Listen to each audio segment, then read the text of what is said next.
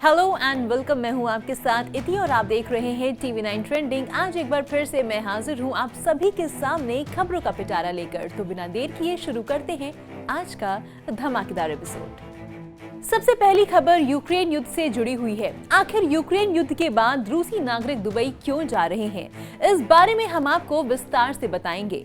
Ukraine युद्ध के बाद रूस पर लगे आर्थिक प्रतिबंधों से जूझते रूसी अरबपतियों के लिए दुबई एक जन्नत के रूप में उभर रहा है। व्यापारिक दुनिया से जुड़ी हस्तियों ने बताया है कि रूसी अरबपति और उद्यमी भारी संख्या में संयुक्त अरब अमीरात पहुंच रहे हैं। एक रिपोर्ट के मुताबिक साल 2022 की पहली तिमाही में दुबई में रूसी अरबपतियों द्वारा संपत्ति खरीदे जाने की दर में 67% की बढ़त है। आपको बता दें कि संयुक्त अरब अमीरात ने यूक्रेन पर हमले के लिए रूस की निंदा नहीं की है और न ही रूस पर किसी तरह के प्रतिबंध लगाए हैं।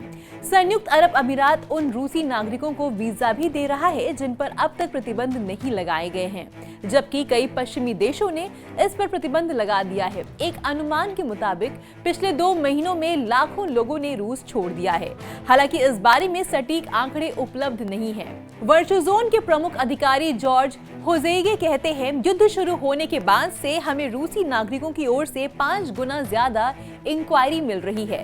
इसकी वजह बताते हुए होजेगे कहते हैं कि वे आने वाले आर्थिक मंदी को लेकर चिंतित हैं और इसी वजह से अपनी संपत्ति को सुरक्षित करने के लिए यहां आ रहे हैं। रूसी नागरिकों के आने की वजह से दुबई में आलीशान बंगलों और फ्लैट्स की मांग बढ़ गई है।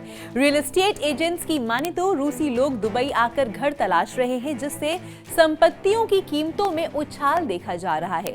चीफ एग्जीक्यूटिव ऑफिसर थियागो केल्जास कहते हैं कि उन्हें रूसी नागरिकों की ओर से कई फोन कॉल आ रहे हैं जो कि तत्काल दुबई आकर बसना चाहते हैं।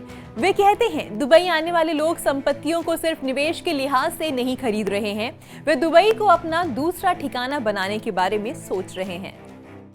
जम्मू कश्मीर के इंटरनेशनल बॉर्डर पर एक बार फिर ड्रोन देखा गया है। बॉर्डर सिक्योरिटी फोर्स ने अर्निया सेक्टर में ड्रोन को देखा, जिसके बाद बीएसएफ जवानों ने फायरिंग शुरू कर दी। 8 राउंड की फायरिंग के बाद ड्रोन पाकिस्तान जाते दिखा। पाकिस्तान की ओर से आ रहा एक ड्रोन शाम 7:25 पर आरएसपुरा सब डिवीजन के अर्निया इलाके में दिखाई दिया। उसने शायद इंटरनेशनल बॉर्डर पार नहीं किया था। बीएसएफ की ओर से जारी किए गए बयान के मुताबिक जवानों ने ड्रोन पर 8 राउंड फायरिंग की, जिसके बाद वे तुरंत वापस लौट गया। बताया ये भी जा रहा है कि ड्रोन शाम करीब 7:25 पर जम्मू के अर्निया सेक्टर में अंतरराष्ट्रीय सीमा के पास देखा गया। बीएसएफ के सतर्क जवानों ने ड्रोन पर फायरिंग की, जल्द ही ड्रोन गायब हो गया। ड्रोन के संचालकों ने इसे वापस पाकिस्तान की ओर खींच लिया। इसके बाद से अंतरराष्ट्रीय सीमा पर चौकसी को और बढ़ा दिया गया है। बीएसएफ का तलाशी अभियान पूरा हो गया है। कोई भी संदिग्ध चीज नहीं मिली है। इससे पहले कई बार इस इलाके में पाकिस्तान की ओर से आने वाले ड्रोन देखे गए। हालांकि बीएसएफ के जवान उन पर जैसे ही फायरिंग करते वो वापस लौट जाते। जम्मू में संदिग्ध ड्रोन दिखने की घटनाओं में इजाफा हुआ है, जिसने सुरक्षा एजेंसियों को और चौकन्ना कर दिया है। पाकिस्तान की सियासत में वीडियो वॉर छिड़ने जा रहा है। पाकिस्तानी मीडिया के मुताबिक पूर्व प्रधानमंत्री इमरान खान के 7 से 8 वीडियो किसी भी वक्त जारी किए जा सकते हैं। इमरान खुद मान चुके हैं कि उनके कुछ वीडियो सामने आने वाले हैं और ये उनकी इमेज तबाह करने की साजिश है। अब खान के चीफ ऑफ स्टाफ और चीफ एडवाइजर शहबाज गिल का बयान सामने आया है। गिल ने कहा है, मेरी सभी से गुजारिश है कि इमरान खान के वीडियो लीक या जारी नहीं किए जाएं, इससे बहुत तबाही होगी। इमरान और उनके करीबी खौफजदा खान के कथित वीडियो अब तक जारी नहीं किए गए हैं, लेकिन खुद इमरान, उनके करीबी दोस्त और खान की पार्टी पाकिस्तान तहरीक-ए-इंसाफ बेहद खौफ में नजर आ रही है। तमाम टीवी चैनलों और सोशल मीडिया पर इन वीडियोस को लेकर बहस जारी है। इमरान खुद जानते हैं कि उनके कई वीडियो टेप्स कुछ लोगों के पास मौजूद हैं। यही वजह है कि एक्टर शान शाहिद को दिए इंटरव्यू में उन्होंने कहा, मेरे किरदार के चरित्र हनन की तैयारी की जा चुकी है। पीटीआई के सोशल मीडिया विंग को इमरान की ताकत कहा जाता है। उसने मुल्क के तमाम बड़े सियासतदानों और फौज को खुलेआम गालियां दी हैं, फिजूल आरोप लगाए हैं। मरियम नवाज और मरियम औरंगजेब के अलावा पीटीआई का विरोध करने वाली महिला पत्रकारों के अश्लील मीम्स शेयर किए हैं। अब इमरान घेरे में हैं तो यही सोशल मीडिया विंग वीडियो जारी होने के पहले ही बचाव में उतर आया है।